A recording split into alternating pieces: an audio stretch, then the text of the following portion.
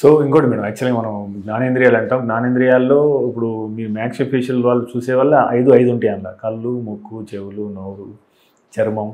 So యాక్చువల్గా అంటే ఇప్పుడు ఇక్కడ అందానికి సంబంధించి, అంటే ఇప్పుడు అందం అంటే ముఖంతోనే మొదలవుతుంది. యాక్చువల్గా ముఖం ఎలా ఉందనే కదా చూసేది యాక్చువల్గా.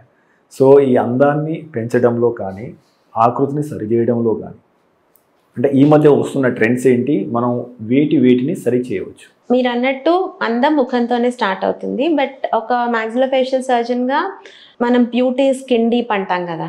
So as a maxillofacial surgeon I strongly believe it. ఎందుకంటే చర్మం కంటే కూడా మన ముఖ ఆకృతి, it is more, we are more conscious about it. So ముఖ ఆకృతి అనేది మన ముఖం తాలూకు ఎముకల మీద ఆధారపడి ఉంటుంది. అంటే నోస్ బోన్ మీద, జా బోన్స్ మీద, వీటి మీద ఎక్కువ ఆధారపడి ఉంటుంది అందం అనేది.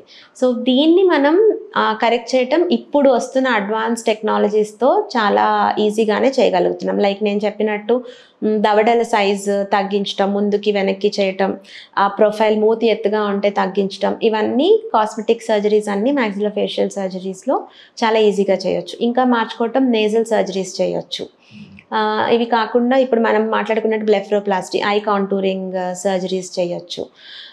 ఇంకా ఈ ఐబ్రోస్ లిఫ్ట్ చేయటము, చాలా కాస్మెటిక్గా మనకి ఏ కరెక్షన్స్ కావాలో అన్నీ మాక్సిలోఫేషియల్ సర్జరీలో చేయొచ్చు. కానీ మనం గుర్తుపెట్టుకోవాల్సింది ఏంటంటే ఎవ్రీథింగ్ హ్యాజ్ ఎ లిమిట్.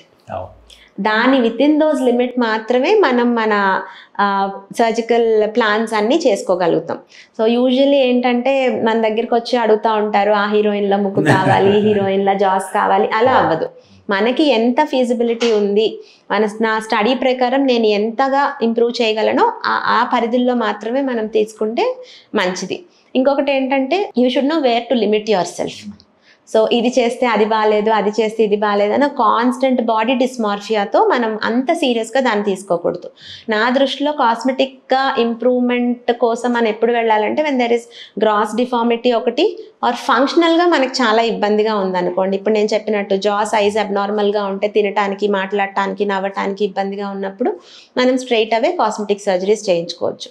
కానీ అదొక బ్యూటీ ఆస్పెక్ట్లో, లేకపోతే ఒక పియర్ ప్రెషర్స్లో అలా చాలా వరకు సర్జరీస్ చేయించుకోవడానికి ఇష్టపడుతూ ఉంటారు. దాన్ని I'm not a great fan of it. మీరు తీసుకునే అదే మందులు, అదే నాణ్యమైన మందులు, కానీ సగం ధరకే. అవును, మెడ్ప్లస్ బ్రాండ్స్ పై 50 to 80% తగ్గింది. మేడం, మీరు మాక్సిలోఫేషియల్ సర్జన్గా చాలా కాలంగా పనిచేస్తున్నారు. సో గత 10 ఏళ్ళగా ఈ రంగంలో జరిగిన అభివృద్ధి ఏంటి?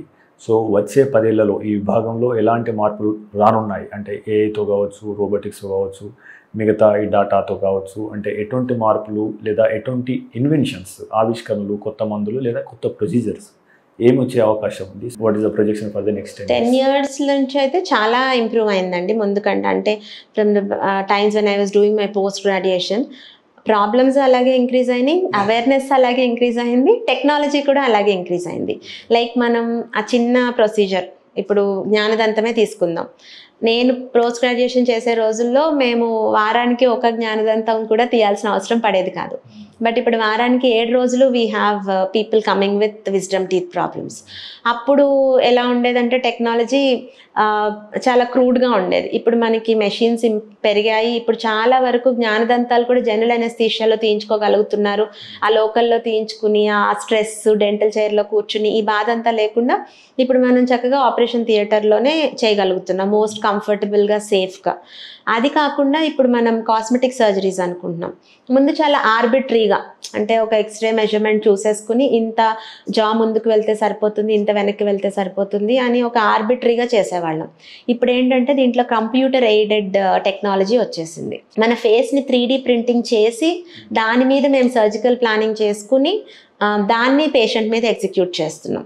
తర్వాత నేను ఈ దవడలను ముందుకి వెనక్కి జరపాలనుకుంటున్నాం. సో ఆన్ టేబుల్ మనం ఎలా డిసైడ్ చేసుకుంటాం కరెక్ట్గా జరుపుతున్నామా లేదా అంటే, దీనికి కూడా కంప్యూటర్ ఎయిడెడ్ టెక్నాలజీ ద్వారా మనం కొన్ని స్ప్లింట్స్, కొన్ని అచ్చులు లాంటివి తీసుకుని, సో టేబుల్ మీద ఆన్ టేబుల్ కూడా మనం ఆ అచ్చులు పెట్టి చేసుకుంటాం అనమాట. అవి ఫిట్ అయితే ఓకే, ఇది మనం జా కరెక్ట్గా మూవ్ చేసాము. ఎందుకంటే మనం పేషెంట్ని ఇలా కూర్చున్నప్పుడు చూస్తాం, కానీ థియేటర్లో in a sleeping position we have to correct the jaws. So ఆ మధ్యలో కూడా మనము కరెక్ట్గా మూవ్ చేస్తున్నామా లేదా డైరెక్షన్, ఎందుకంటే జా కరెక్షన్ 3 డైరెక్షన్స్లో మూవ్ చేయాలి, ముందుకి, వెనక్కి, పైకి, కిందకి కూడా. సో దానికి కావాల్సిన టెంప్లెట్స్ అన్నీ ఇప్పుడు మనం కంప్యూటర్ డిజైనింగ్తో రెడీ చేసుకుంటున్నాం. రోబోటిక్స్ ఇంకా అంత ఓరల్ క్యాన్సర్స్లో వచ్చింది కానీ మిగిలిన ప్రొసీజర్స్ ఆఫ్ ద మ్యాక్సిలోఫేషియల్ ఇంకా రోబోటిక్స్ రాలేదు. ఇంకొక విషయం ఏంటంటే ఫిక్సేషన్ టెక్నిక్స్. ముందు చెప్పినట్టు పళ్ళు వైర్లతో కట్టేసి అలా ఫేషియల్ బోన్ ఫ్రాక్చర్స్ అంటే అలా ట్రీట్ చేసేవాళ్ళు. కొన్ని ఫ్రాక్చర్స్ని అసలు ట్రీటే చేసేవాళ్ళు కాదు. ఇప్పుడు ఈ చెంప సంబంధించిన ఎముకలు అలాంటివి విరిగాయి అనుకోండి, అవి పెద్ద ఫంక్షనల్గా ఏమి డిస్టర్బ్ చేయవు, కానీ చూడటానికి బాగుండదు అనమాట. సో అలాంటివన్నీ అప్పట్లో ట్రీటే చేసేవాళ్ళు కాదు. ఇప్పుడు మనకి చాలా మంచి అడ్వాన్స్డ్ ప్లేటింగ్ సిస్టమ్స్ వచ్చాయి. టైటానియం ప్లేట్స్ వాడుతున్నాం which are more biocompatible and all that. So fixation techniques improve అయినాయి. ప్లేట్స్ కూడా ఇదివరకట్లా చాలా మందంగా ఉండట్లేదు, చాలా సన్నగా ఉంటున్నాయి. సో వేసాక కూడా మనం వాటిని తీసుకోవాల్సిన అవసరం లేదు. ఫేస్ మీద అవి ఎక్కడ కనపడకుండా కన్సీల్డ్గా ఉంటున్నాయి. సో ఇలా చాలా అడ్వాన్సెస్ అయితే గత 10 yearsలో maxillofacial surgery has seen lot of advances. అంటే నెక్స్ట్ 10 yearsలో ప్రొసీజర్స్ విషయంలో కావచ్చు, టెక్నాలజీ విషయంలో కావచ్చు, అంటే మీరు అంటే ఏం ఎక్స్పెక్ట్ చేస్తున్నారు? Which kind of technologies will come అంటే what excites you more? What excites me more అంటే ఈ temporomandibular joint techniques. Temporomandibular joint అనే ఒక జాయింట్ ఉందనే అసలు ఎవరికి తెలీదు. And this is only dealt by maxillofacial surgeons. ఇప్పుడు ఆర్థ్రోస్కోపీ ఇప్పుడిప్పుడు వస్తోంది. So very few arthroscopic surgeons ఉన్నారు. ఇంకా చెప్పాలంటే I think here in Hyderabad only we have this technology here. Arthroscopes ఉండి ఈ ప్రొసీజర్ చేస్తోంది అయితే ఇక్కడే చేస్తున్నాం. ఆర్థ్రోస్కోపీలో ఇంకా అడ్వాన్సెస్ని ఎక్స్పెక్ట్ చేస్తున్నాను, వేర్ ఇంకా ఎక్కువ సర్జరీస్ అంటే ఇంకా ఎక్కువ అడ్వాన్స్డ్ చేసేటట్టు. ఇప్పుడు ఓపెన్ జాయింట్ సర్జరీస్ చేస్తాం కొన్నిటికి, అవి కూడా బాగా తగ్గిపోయి మొత్తం ఆర్థ్రోస్కోపీ డిపెండెంట్గానే జరిగేటట్టు అడ్వాన్సెస్ వస్తాయి టీఎం జాయింట్లో అని నేను అనుకుంటున్నాను. ఎందుకంటే TM joint is very important. మనకి అది దానికి వచ్చే ప్రాబ్లమ్స్ కూడా రోజు రోజుకి పెరుగుతున్నాయి and number of people being affected కూడా రోజు రోజుకి పెరుగుతుంది. సో దీని మీద అవేర్నెస్ వచ్చే కొద్దీ దీంట్లో మోర్ అండ్ మోర్ అడ్వాన్సెస్ వస్తాయని I'm expecting it to happen. So మీరు ఈ విభాగంలో చాలా కాలంగా సర్జన్గా పనిచేస్తున్నారు కాబట్టి కొత్తగా వస్తున్న ఈ మ్యాక్సిలోఫేషియల్ సర్జన్ విభాగాన్ని ఎంచుకోవాలనుకునే వైద్యులకు మీరు ఇచ్చే సూచనలు ఏంటి? సో ఇది ఎవరికి సూట్ అవుతుంది, ఎవరికి సూట్ కాదు, what to expect and what to not expect here? Actually maxillofacial surgery is not a new speciality అండి. ఇది స్టార్ట్ అయింది World War IIలోనే స్టార్ట్ అయింది. ఇండియాలో దీని మీద అవేర్నెస్ బాగా తక్కువ అనమాట. అండ్ ఆంధ్ర మనకి ఇక్కడ తెలంగాణ తెలుగు స్టేట్స్లో ఇది మరీ తక్కువ ఉంది. బాంబేలో మెడ్రాస్లో అయితే ఈ స్పెషాలిటీ ఆల్రెడీ చాలా రోజుల నుంచి మంచి పాపులారిటీలోనే ఉంది. మనకి ఇప్పుడిప్పుడు అంటే ఒక లాస్ట్ 5-6 yearsగా we are seeing more awareness in about maxillofacial surgery. దీన్ని చూస్ చేసుకోవటం is definitely a good option. ఎందుకంటే దీంట్లో చాలా అరే ఆఫ్ ప్రొసీజర్స్ ఉన్నాయి. లైక్ ఐ సెడ్, ట్రామా చేయొచ్చు, పెథాలజీ చేయొచ్చు, కాస్మెటిక్ సర్జరీస్ చేయొచ్చు, ఇవన్నీ. సో ఇది ఒక different thing about maxillofacial surgery ఏంటంటే ఇది డెంటల్ డిగ్రీ చేశాక చేస్తాం. బీడిఎస్ చేశాక it is MDS, surgical speciality after BDS, maxillofacial surgery అనేది. సో దీన్ని సెలెక్ట్ చేసుకోవాలనుకున్న వాళ్ళు షుడ్ బీ ఏబుల్ టు అంటే they should be able to give more time. ఎందుకంటే చాలా సెంటర్స్ లేవు where the speciality is in ఫుల్గా ఫంక్షనల్గా ఉన్న సెంటర్స్ చాలా ఎక్కువ లేవు. సో నేర్చుకోవటానికి ఎక్కువ కష్టపడాల్సి వస్తుంది. You have to spend more number of years to learn. And also ఇవన్నీ చాలా టెక్నిక్ సెన్సిటివ్ ప్రొసీజర్, ఎందుకంటే మనం ఫేస్ని డీల్ చేస్తున్నాం. సో అప్రోచెస్ కానీ ఏమైనా కూడా స్కార్ లేకుండా ఉండాలి, ఎక్కువ రికరెన్స్ లేకుండా చేయాలి, ఎందుకంటే ఫేస్ మీద మనం మళ్ళీ ఆపరేట్ చేయలేం కాబట్టి. సో చాలా జాగ్రత్తగా నేర్చుకోవాల్సిన ప్రొసీజర్ స్పెషాలిటీ ఇది. నేర్చుకున్నాక కూడా చాలా ఓపికతో ఎగ్జిక్యూట్ చేయాల్సిన speciality. So if you can spend number of years, it is a very good surgical specialisation option. Okay madam, మీరు ఎన్నో ఆపరేషన్ చేసి ఉంటారు కదా, సో మీ దృష్టిలో అంటే which is the most difficult one మీరు చేసిన దాంట్లో అది ఏది ఎక్కువ సంతృప్తినిచ్చిన కేసు అంటే ఏం చెప్తారు? ఆ కేసు గురించి ఏమైనా చెప్పగలుగుతారు? చాలా కేసెస్ ఉంటాయి. అంటే many times these are life changing maxillofacial surgical procedures. ఎప్పుడు ఒక్క ఎగ్జాంపుల్ చెప్పాలంటే, ఇప్పుడు ఫేషియల్ నర్వ్ పాలసీ అని వస్తుంది కదా, అదేంటి అంటే మూతి వంకరపోతుంది, కన్ను ముయ్యలేరు. ఫేషియల్ నర్వ్ పెరాలసిస్ అంటాం కదా, ఫేస్ అంటే పెరాలసిస్ అంటాం మామూలు భాషలో. ఆ ఫేషియల్ నర్వ్ పెరాలసిస్ అయినప్పుడు ఏమవుతుందంటే మూతి ఒక పక్క వంకరపోవటం అండ్ ఆ పక్క కన్ను రెప్ప ముయ్యలేరు. ఇది చాలా కారణాల వల్ల రావచ్చు.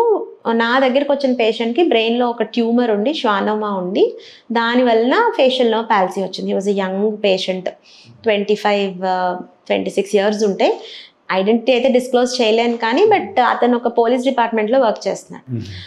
అతను ఏంటంటే ఒక 3 yearsగా అతను తన ఊరు వెళ్ళలేదు. వైజాగ్ దగ్గర ఏదో చిన్న ఊరు, మూతిలా వంకరిపోయింది, ఊర్లో అందరూ చూస్తారని చెప్పేసి అతను వెళ్ళలేదు. అతను చూడాలంటే వాళ్ళ తమ్ముడు వచ్చి చూసి దగ్గరుండి వెళ్తూ ఉండేవాడు అనమాట. సో వాళ్ళు ఎక్కడో తెలుసుకుని మా దగ్గరికి వచ్చారు. సో దీనికి ఫేషియల్ రీయానిమేషన్ సర్జరీస్ అని ఉంటాయి. ఈ మూతి ఏదైతే ఫేస్ నర్వ్ పెరాలసిస్ రావటం వల్ల ఏదైతే మూతి వంకరిపోయిందో దాన్ని కరెక్ట్ చేయడానికి కొన్ని సర్జరీస్ ఉంటాయి. తర్వాత ఈ కన్ను రెప్ప మూసుకోదు, ఎప్పుడు కన్ను తెరిచే ఉంటుంది. వాళ్ళు మూసుకోవాలంటే బలవంతంగా చెయ్యి పెట్టో ఏదో పెట్టి మూసుకోవాలి. నిద్రపోతున్నా కన్ను రెప్ప మూసుకోదు. సో వాళ్ళు టేప్ వేసుకుని పడుకుంటారు. దానికి ఏం చేస్తామంటే ఈ కన్ను రెప్ప పైన గోల్డ్ వెయిట్ పెడతాం. ఆ బరువుకి అది ఆటోమేటిక్గా కన్ను మూసుకుని తెరుచుకుంటూ ఉంటుంది. సో ఈ మూతి వంకర పోకుండా ఈ కనురెప్ప పడేటట్టు అలా వాళ్ళకి ఫేషియల్ రీయానిమేషన్ సర్జరీ చేశాక he went back, got married and he was very happy. So అది నాకు ఒక లైఫ్ చేంజింగ్ సర్జరీ అనిపిస్తుంది. బికాజ్ తర్వాత అంటే ముఖం మనం అనుకున్నట్టు ముఖం అనేది మన ఐడెంటిటీ. దాంట్లో ఏ చిన్న తేడా జరిగినా మనకి చాలా బాధగా ఉంటుంది. కాబట్టి అది మేము రెస్టోర్ చేయగలిగాము and patient is happily married. So that I feel is one of my best cases. అంటే రానున్న రోజుల్లో మేడం అంటే ఈ ప్లాస్టిక్ సర్జరీ అంటున్నాం కదా, అంటే ముఖాన్ని పూర్తిగా మార్చడం లేదా ముఖాన్ని 50% కంటే ఎక్కువ అందంగా మార్చడం, అంటే ఇటువంటి వాటిలో అంటే పురోగతి ఏ రకంగా ఉండే అవకాశం ఉంది? ఇప్పుడు మనం యాక్చువల్గా కొన్ని సినిమాల్లో చూపించినట్టు ఒక ముఖాన్ని ఇంకో ముఖంగా మార్చడం అనేది సాధ్యమవుతుందా? అది I'm not very sure. Facial transplantation అక్కడ జరుగుతుంది ఇక్కడ జరుగుతుంది అని చెప్తా ఉంటారు. బట్ ఫ్యూచర్లో ఏదన్నా అంటే ఏదైనా నాకు జరిగితే బాగుండు అనిపిస్తుంది. ఏంటంటే మనకి కోవిడ్ వచ్చినప్పుడు బ్లాక్ ఫంగస్ కారణంగా చాలా మంది జాస్ పోయినాయి, దవడలు తీసేయాల్సి వచ్చింది. దవడలు బాగా ఎఫెక్ట్ అయ్యి అసలు పూర్తిగా దవడలే లేకుండా చాలామంది అయిపోయారు. అయితే తర్వాత దానికి పేషెంట్ స్పెసిఫిక్ ఇంప్లాంట్స్ అని వచ్చాయి. అంటే టైటానియంతో మెటల్తో చేసి దవడ లాంటిది మళ్ళీ పెట్టడం ఇవన్నీ జరిగాయి. కానీ అవి చాలా వరకు ఫెయిల్ అయిపోతున్నాయి. మళ్ళీ ఒక 2 ఏళ్ళు 3 ఏళ్ళు పనిచేస్తున్నాయి, మళ్ళీ ఆ ఇంప్లాంట్స్ ఇన్ఫెక్ట్ అయి తీసేయాల్సి వస్తుంది. సో ఫ్యూచర్లో ఏదన్నా ఒక మిరాక్యులస్గా something should happen, face transplantation అలాంటివన్నీ అవుతాయో లేదో తెలియదు. కానీ ఈ జా రీకన్స్ట్రక్షన్లో ఏదైనా చాలా సక్సెస్ఫుల్ అడ్వాన్సెస్ వస్తే బాగుండు అనిపిస్తుంది నాకు. మీరు తీసుకునే అదే మందులు, అదే నాణ్యమైన మందులు, కానీ సగం ధరకే. అవును, మెడ్ ప్లస్ బ్రాండ్స్ పై 50 to 80% తగ్గింపు.